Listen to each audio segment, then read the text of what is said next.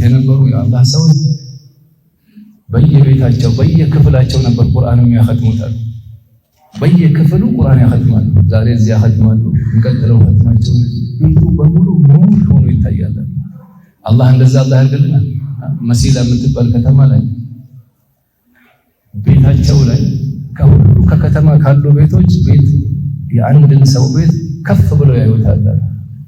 ክፍሉ ደግሞ የሚተኛበትን ቤት ከዛ በላይ ከፍ ብለው ያዩታል። በህልማቸው ይጠይቁታል፣ አንተ ቤት ምን ነው የምትሰራው ቤት ላይ ሲሉት በየክፍሉ ቁርአን አختም ያለዋላችሁ እኔ ማለፈባት ቤት ደግሞ ክፍሌ ላይ ከሁሉ በላይ ያختምኩት ቁርአን እዛ ነው አላችሁ። አየ ክብር የዱንያ ኑር የቀብር ኑር የአኺራ ኑር የሚገኘው በቁርአን። አላህ ይመልሰና ወደ ቁርአን ሱረቱ አልበቀራ አዳራ ሰውየው ምን አለ ከዛ ይሄ ህልም ታየለት ወጥቶ አለ ከቤት ያ ሁሉ ነገር ከዛ በኋላ ሰላም ሆነ ቤቱ በሱረቱ አልበቀራ በረካ። እሺ ቁርአን የሚختም ከሆነ እዛ ቤት ውስጥ የአንድ ሱራ ስር እንዲሆን እዛ አንደኛው በቁርአን አላህ የቁርአን መሐባ አላህ ይስጣል።